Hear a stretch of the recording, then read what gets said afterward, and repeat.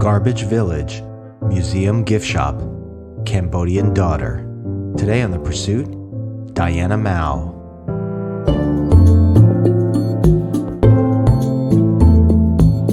Welcome to The Pursuit, unfiltered conversations with faith leaders about their journey to pursue God.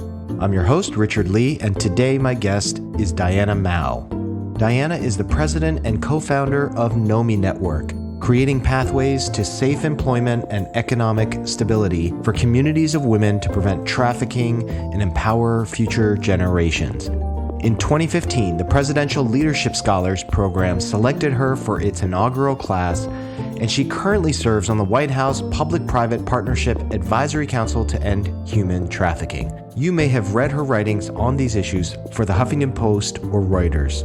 Diana's journey of starting Nomi Network began in her home and took her all the way to a hut in Cambodia. This episode contains brief mentions of violence that some people may find disturbing.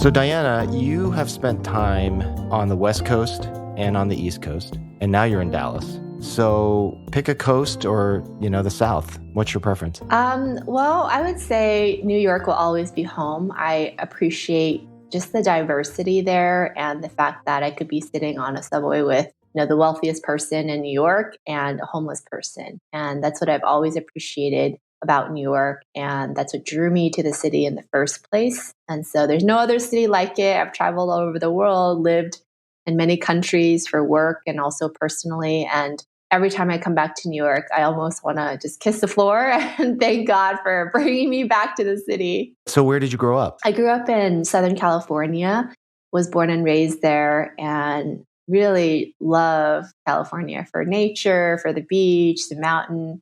Really, every landscape is available within a 40-minute radius.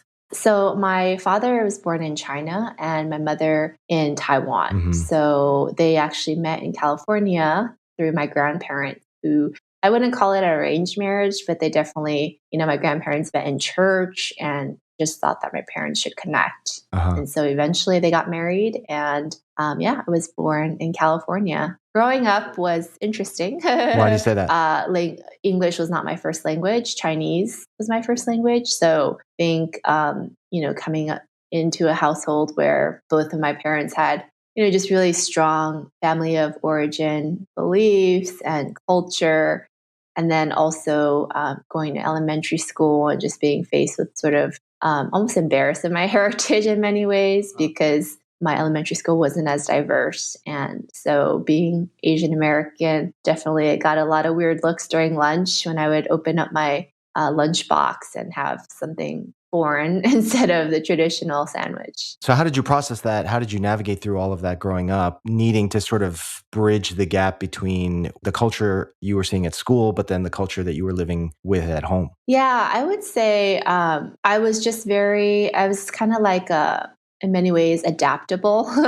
I mean, growing up at home, there was just a lot of, I would say, abnormalities in many ways in my family. My dad grew up in communist China and his parents are strong Christians, but sadly they had to flee the country when he was very young because of their faith, and family had a lot of wealth as well. And so he grew up sadly not, stuck in China with his siblings. And so with that came eventually his internment in labor camp.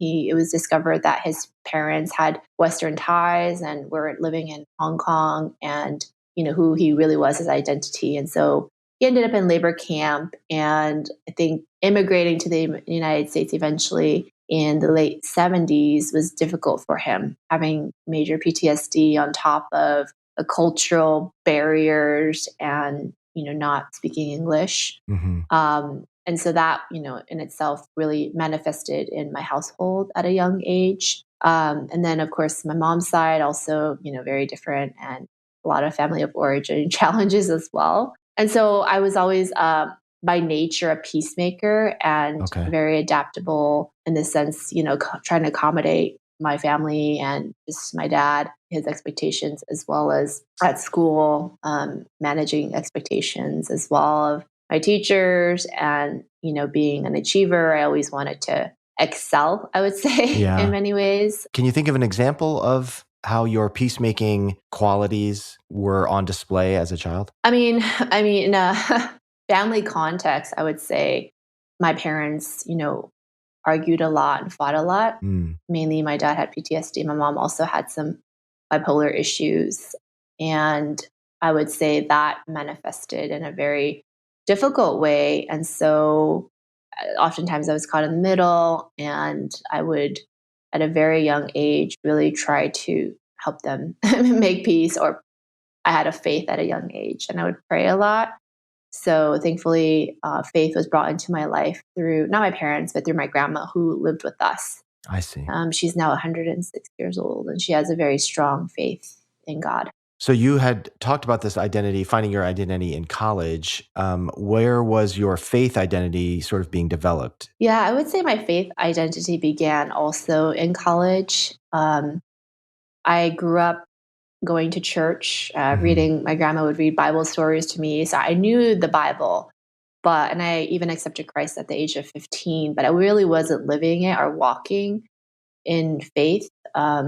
And a lot of it, had to do with my own childhood, family of origin issues. And in some ways, I don't want to say blame God, but kind of wishing that I was born into a different family. Mm, I was more supportive in many ways. And so wasn't until college, actually, when I started really just even reading the Bible for yeah. myself. Sophomore year, I was part of Asian American Christian Fellowship, and one of the leaders saw potential in me and asked me if I would lead a Bible study, a women's Bible study. And I was like, sure. I was in college involved with a lot of, I was in a sorority, and then also involved just with different, anything that leadership oriented, I was drawn to some degree. And Hmm. so I just said yes. And really that forced me to actually study the Bible. We were going through the book of Hebrews, and I thought to myself, well, if I'm going to lead women's Bible study, I should probably read the Bible. So, I applied a lot of rigor to studying the book of Hebrews. And I would say that really started to transform my heart and my faith. And so I started to really press into the things of God. And that's what led me to commit 2 years to living in a ministry house following my senior year. When you were in college, what was your plan for employment? So growing up, I was a bit rebellious in many ways. And my grandmother was a board member at her church, very involved. I Okay. really lived by her faith. I mean, she would invite homeless individuals to our home for Thanksgiving, Wow. and really just had a heart for missions and to pour out. So starting at the age of 15, she would send me on mission trips to the slums of like Mexico, Brazil, Egypt. And so she would personally pay for me to go to these places and serve With the church? um, with the church, yes. Okay.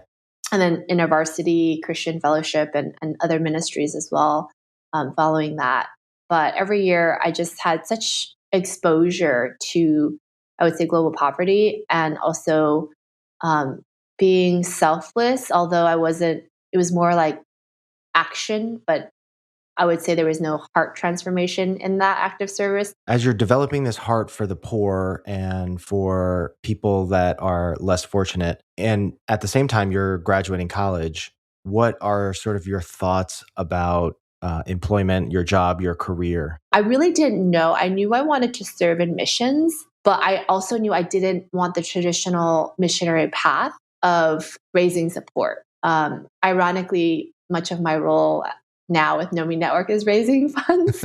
So back then, I just wasn't, quite comfortable raising funds for my own, basic needs, Yeah. so to speak.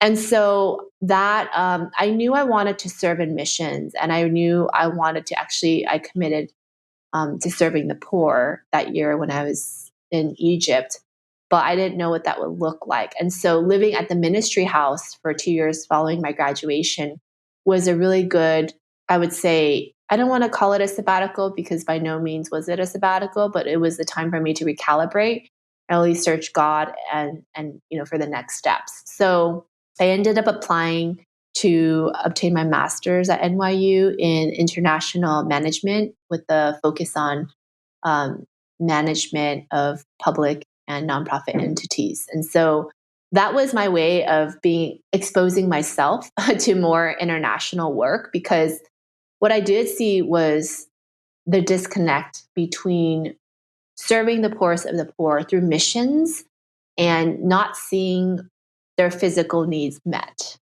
And so that was something that I felt was a disconnect, because I really had the desire, to see a child not have to like borrow through trash and dig through trash with her bare hands, full of syringes, human feces. And that's what I saw in Egypt in the garbage village called Mokatim. I saw infants, children playing in trash. Wow. And so we were sharing the gospel, and we were serving in orphanages, caretaking for orphans and elderly widows there. And by the end of the day, I always left the orphanage dissatisfied, because I really wanted to see more substance in the change of the environment in which they were in, which is bare trash. And so that's when I would say, started to ask questions, and I didn't have answers. So graduate school was the just intuitive next step for me. And so I applied to a handful of universities in California and then also NYU. And I got into all of the schools by the grace of God, because my, undergrad GPA was not very high. So miraculously, I did, end up going to NYU. You had mentioned that you started asking questions in Egypt that you didn't have answers to. What were some of those questions? Well, I mean, the real raw question was really to God, like, God, why did I grow up in sunny California, and why are these children in abject poverty, like digging through trash and living in trash? I mean, there was a question to God. There was a question to the missions director. What else can we do to help besides what we've done in the summer, which is volunteer in the orphanage and visit homes of the garbage city dwellers and share the gospel with them in their homes? What else could be done? So that's my question, overall to my missions team. And then I would say, when we had our debrief session in Washington, D.C., I had an eye-opening moment. One of my peers during that year of the mission trip was placed at a environmental agency in the garbage village. And so this nonprofit organization actually purchased the sorted trash, because the garbage village dwellers, they sort through the trash. And so they helped the dwellers process it in a more clean way. Instead of using their bare hands, they had a whole process. And when I was in Egypt, I saw these beautiful rugs that were made of trash, and coasters and chairs. As this is really neat. Like, wow, these are, items from trash, beauty for ashes. Like, I really see it actually happening. And then during the break, when we were at the debrief session in DC, this is after the trip, we were all brought together from different countries to debrief. We had some downtime. So a few friends and I, we went to a museum, and DC's full of museums. I can't remember which one, but I actually saw in their gift shop the rug, and it even had their logo on it, APE. Wow. And I was just blown away.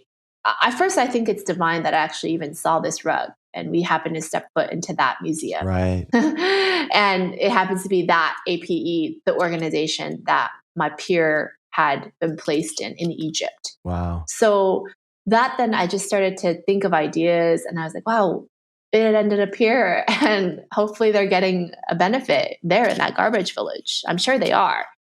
So that was when the ideas just started like percolating in my mind, and I didn't know what to do with it. I mean, that was, I was still an undergrad, and I just had ideas and questions of the how-tos, but nothing really substantial, I would say, in terms of answers at that moment. So by the time you get to graduate school, you're already thinking of nonprofit leadership. What did you have in mind for what your future would look like? I think I constantly faced really the struggle of at least in my family, I can't speak for all Asians, but there's just this expectation to make a lot of money, to have multiple homes, multiple cars, and many of my cousins and family members have achieved that.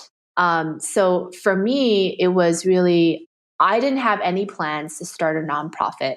What I really wanted to do was to learn. The purpose of going to NYU is to learn about international development and learn about what the issues were in the world. So I learned more about the issues. I learned about Yeah. what I was doing to address it. And then getting, a management degree background, I felt like couldn't hurt, but it wasn't my intention to start a nonprofit. So in grad school, I exposed myself to the nonprofit world. I exposed myself to government. I Mm-hmm. was the fellow for the United States Small Business Administration. I worked for a nonprofit, Asian Americans for Equality, and I felt lured into the private sector still. So I ended up Uh-huh. taking a position as a senior consultant for a firm based in DC upon graduating NYU. But I think God still had really captured my heart in many ways. While I was in graduate school, I had taken a fellowship opportunity for working at a microfinance bank through Finca Okay. International. And so that brought me to Cambodia, my second year of graduate school, where I surveyed microfinance clients, most of whom made less than $1 a day. Mm. And in Cambodia, back in 2007, you could actually see human trafficking live, in the sense that, you can be walking in a bar area and see girls, very young girls, clearly very young, being prostituted. Yeah. And I would say the tip of the iceberg was when we were serving a pool of clients near the Thai border. And so we had to take a SUV, a moped, and walk through leech infested mud to get to this community of Wow. microfinance recipients. And so it was there that I met a single father. He had 7 children. They were all living in a hut, sleeping on the floor. There was no bed. And I learned about tragic story of his wife dying. And after we had surveyed him, because we were charged with assessing the impact microfinance had on these clients, we had about 150 questions to ask him. He Wow. proceeded to offer my male colleague his youngest daughter in broken English. Oh my And goodness. so that was the moment we looked at each other in horror, disbelief what was happening, awkwardly left his hut. And I, at that moment, committed myself to learning about the issue of human trafficking and seeing what I could do to help. Yeah, can I ask you a question? Mhm. When you saw that, you're there as to talk about microfinance, but your coworker is being offered to buy a girl. What sort of questions were going through your mind? Because you're sitting there trying to help this person on one side, right? Like on one hand, like you're trying to help this person run their business. But then on the other hand, there's this other issue that's clear, like it's not connecting. Like that idea of justice or that idea of mercy is not connecting and extending even to the life of his daughter. What sort of questions were you thinking about the work you were doing and then the work that you wanted to do after this? Yeah, I mean the main question is why would he do this? But I answered the question myself by simply looking at their living quarters. Mm, And I had already taken 150 questions from him. I knew he had no assets. I knew that he was a farmer and he was not earning income during that year. And I knew, calculated his daily per capita income, which is a proxy for income, expenditure, and it was less than $1. mm, Barely. I think it was like 50 cents yeah. per day. And so I asked the question really, this father, first of all, are there more people like him in this village? Because everyone is at that similar less than $1 a day. Yeah. And is this why, like, I'm seeing like so many girls in Phnom Penh, which is the capital of Cambodia? We were in a rural village at that time and we were sent all over Cambodia, but our base was Phnom Penh. So we would go there and stay, in an area where there's a lot of expats when we were back. And is this one of the drivers of human trafficking? Mm, Because I would see girls, really young looking, being prostituted or with older men that were clearly like their father or even grandfather's age. And so I just really began to ask the question of, do these families have agency, and what is driving their decision-making process? And do they know where their daughters will end up, or sons even? Yeah. Do they know? And so these were all the questions that I asked. And, the question even of willing, unwilling crossed my mind as well, because we couldn't communicate with him. And all I heard was, "You like her, you take her," in his broken English. Wow. We didn't engage in any conversation with him beyond that. So all of these questions that I just, started to really, really percolate in my mind. And so following year, I asked more questions. I went the following year to Cambodia, surveyed 12 anti-trafficking organizations, including IJM, Hagar, Rafa House. And the goal was really, what can I do to help? Mm-hmm. I had these, key ideas. I mean, stemming from my experiences in Egypt, seeing the trash turned into rugs. Yeah. I also met this single father who lived in a village. Actually, in the village, even on the street, I would see these beautiful wood carvings. Like it looked like cherry wood, and it was like fixtures. It looked like wall fixtures, and I think they were selling it for like $2. So in my mind, as I was in these communities, I still saw potential. Like even though they were not clearly making income, I saw a Yeah. lot of artisan work and craftsmanship, and also assets like the wood, the beautiful wood.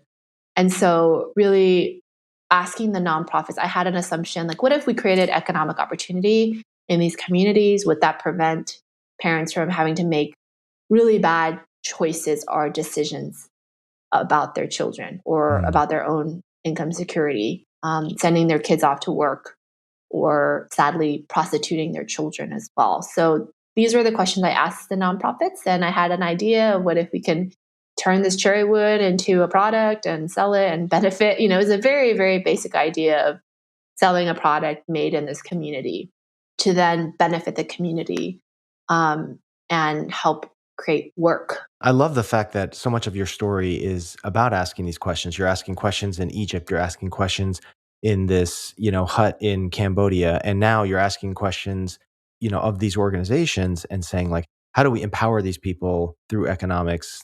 And I feel like the process of asking these questions has gotten you closer and closer to quote unquote the answer of where we get to Nomi Network. What was it like for you starting it, like making the decision to start it? I bet there are so many people that have thoughts about starting things like, I see this need, I would love to start something, but there's the lack of inertia to sort of like get that ball rolling. What was it like for you to just actually make that decision to go for it?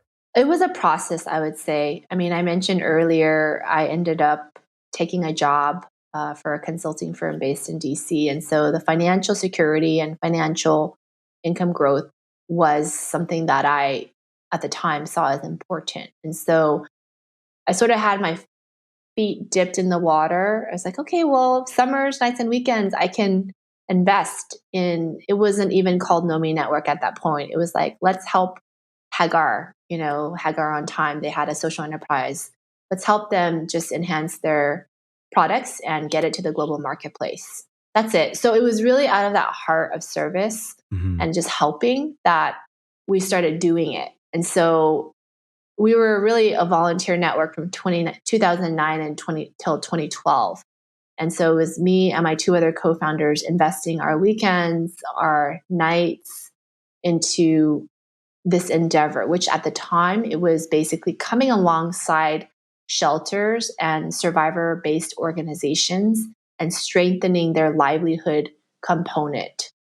And so we won a grant, which at the time we were working from my Wall Street apartment, nights and weekends, while I was working for the consulting firm. And I wrote a grant leveraging my NYU, no grant writing experience, but just understanding, nonprofits. So submitting this grant to the Department of State, and we found out we were awarded in the fall of 2011, which allowed us to start our India program in 2012. So by that time, we were awarded this modest grant and we had no staff. We had a part-time, one of my co-founders, my third co-founder, who has a background in fashion and design. She was our first employee in 2011. And so part-time. And now I was at this point in my mind where I was still not fully like wanting to give up my position in corporate because I was advancing pretty quickly. Okay. And the pay was really, really great. So, and lots of benefits. And so I was still at this moment where like I could still volunteer. I'm like, no, there is no balance. I was in my early 20s and I was like, well, I have no life. Me and my co-founders are my friends too. So it's like we're socializing or working and this is not really sustainable. So I thought to myself, God brought me back to the place of the first year in Cambodia, meeting that girl who I don't even know her name. Her father offered her to my male colleague, but I know exactly what she looks like, and her face will forever live in my memory. And then the following year, meeting Nomi when we were serving the anti-trafficking organizations, who's 8-year-old survivor of human trafficking and our namesake. And then realizing, what do I have to lose? Like, if I quit my job, actually the partner of the firm said, oh, if Nomi doesn't work out, you can always, or not Nomi, if your endeavor does not work, you can always just come back, to the firm.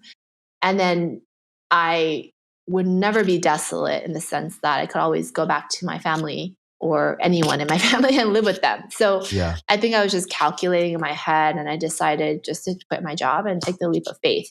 And the worst that can happen is don't have a job and, back at my parents' house. Yeah. Whereas for the girls that I'd met, like, if I don't do this, the worst for them is a lifetime of oppression and slavery. Yeah. So that was a calculation, and that's what led me to take that step and start the organization officially. So the decision for you to quit your job and start this organization was really a decision of like weighing what it's costing you versus what it would cost people like Nomi if you didn't start it. So I realized at that moment that I had to take a chance, and I really believed in what we were doing. And deep down in my heart, I believe that if that father and if mothers and parents had alternatives and had income, they would not be selling their children.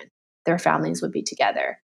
And that is what I held on to. And that was the moment when I was ready to take that next step and quit my job. I imagine that there's a lot of activating passion in the beginning of starting something that keeps you motivated, keeps you going day to day.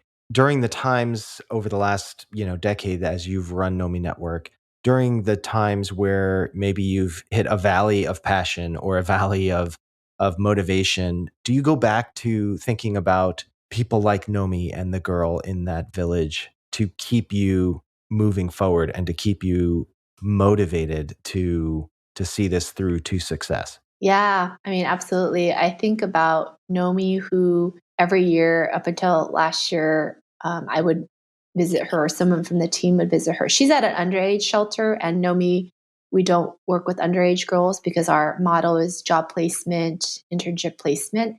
But seeing her healthy, vibrant, full of faith, and seeing her in the early years have such a propensity to care for others. I mean, one incident, my co-founder came in, she had fell off her moped and she had some scrapes on her arm. And Nomi, I don't know, at the age, she was probably 10. She was like, oh, sister, let me help you get a Band-Aid. And she was super helpful and loving. And just seeing that really beauty of a child and her childlike faith, I would say from meeting her, you can't help but to just want to see all girls be cared for and restored, those that have experienced such trauma.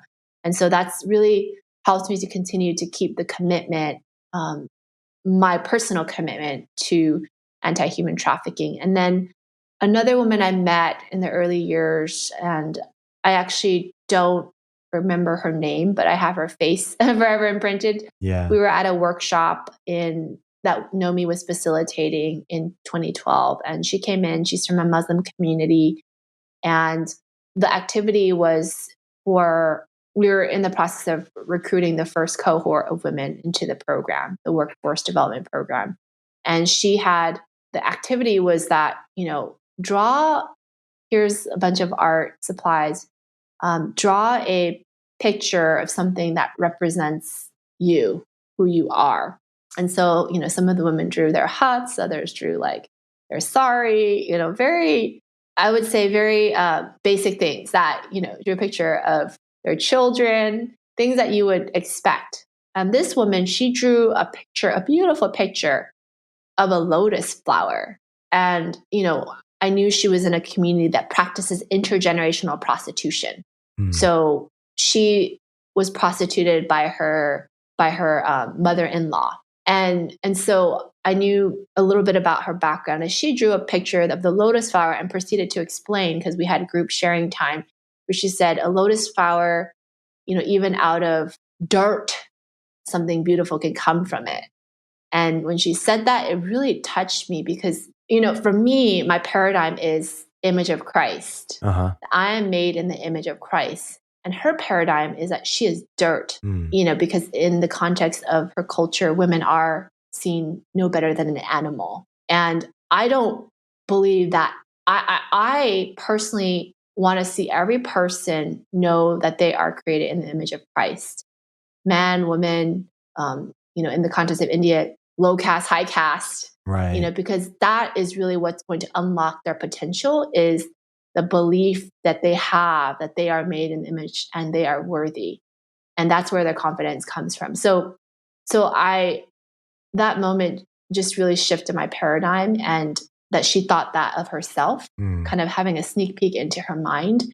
And that was my first exposure. I mean, now, we worked with thousands of women, and I have thousands of testimonies of women, building that self-confidence over time and really being able to break free from the thought patterns, the heart patterns, as well as the intergenerational oppression that I see carried forth through human trafficking in their lives. What has been your experience as a CEO, and specifically as a female CEO, a Asian American female CEO? What has been your experience with that? I would say it's been challenging because I'll add another layer to that. I appear young.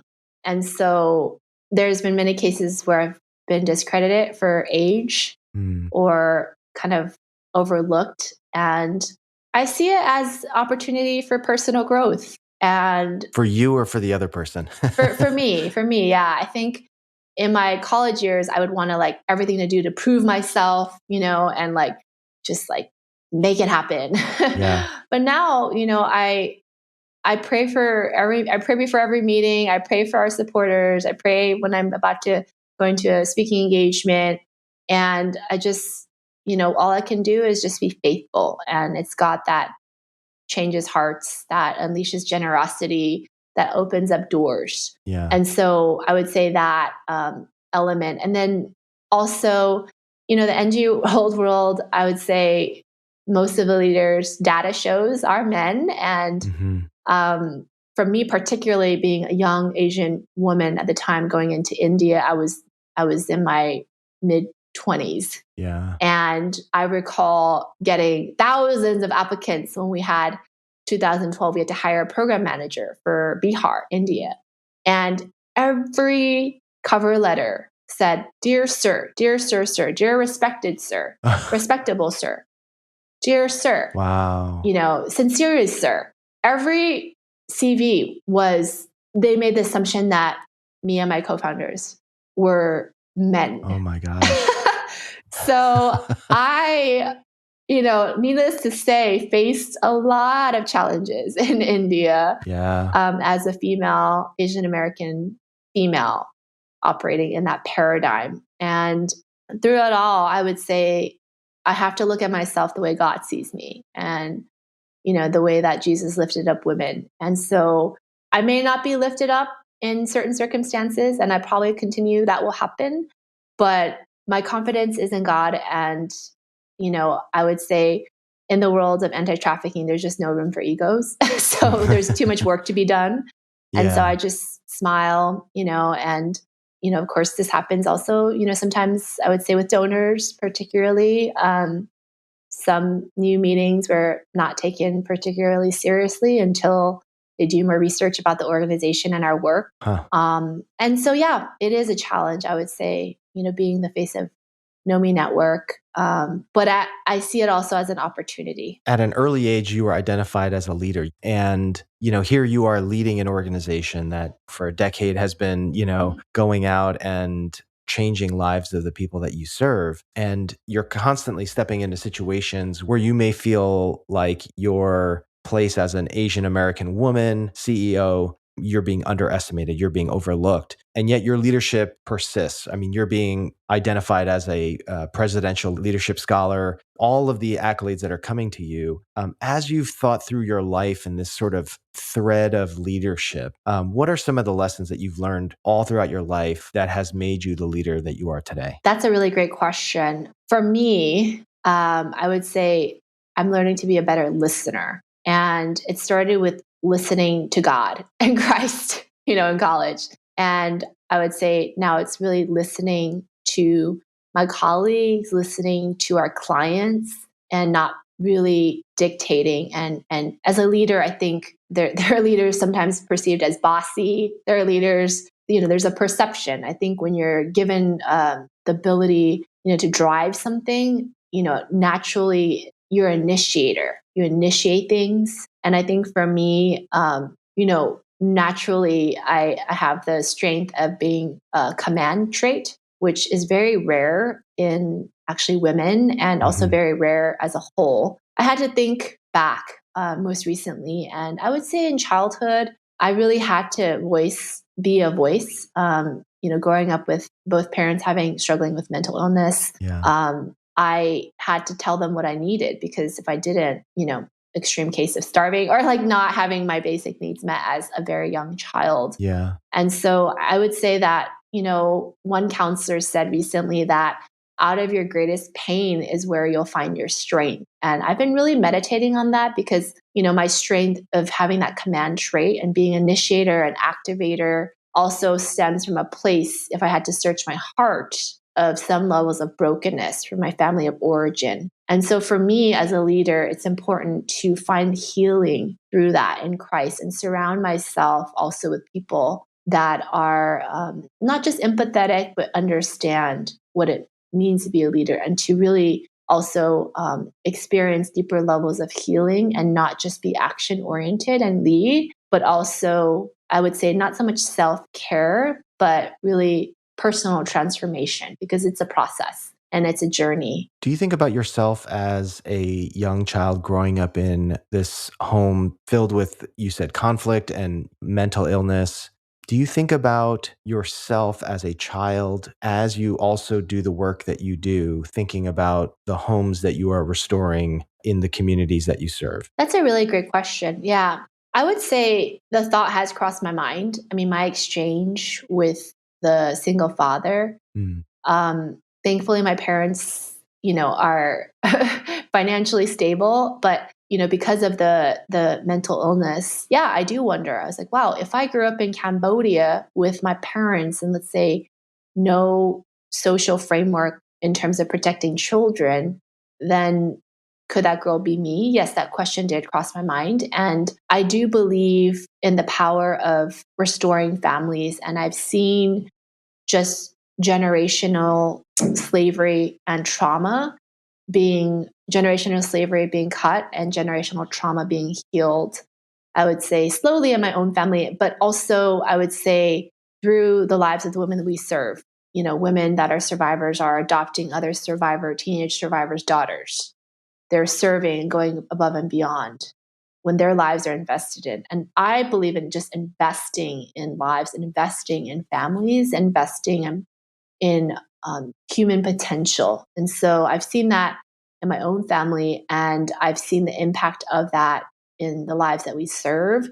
And also, slowly, sometimes it's more difficult to see that in your own family than, it is to see across the world. But I also Yeah. see that happening in many ways. And so I do draw some parallel, but I would say being born in a zip code that is favorable, has lended myself with privilege that I just would not know if I was born in a different zip code, if my life would end up the way it is now. And, as you mentioned, I have Nomi and myself have received many awards for our work. And I feel that, any one of the women that I've seen in India that have rose and have taken sacrificial steps and become leaders in their communities could actually be in my shoes. So I take this role very seriously. Yeah. And I am thankful that, God has put me in the family that I'm in, actually, so that I can really be able to relate and have deeper levels of compassion for those that we serve.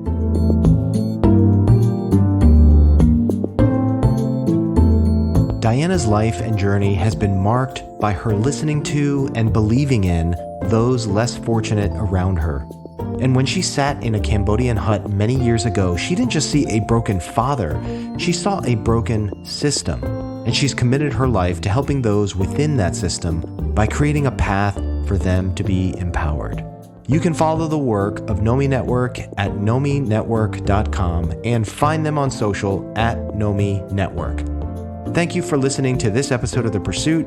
I love that we get to feature yet another female Asian CEO or president. Sisters, we need more of you. If you've been enjoying The Pursuit, would you take a moment, click over to the Apple Podcast app and leave a 5-star rating, and then call your mom and ask her to do the same. Great, thank you. Thank you to the Missio Alliance and to the Sola Network for their partnership with The Pursuit with Richard Lee. Now, as we go,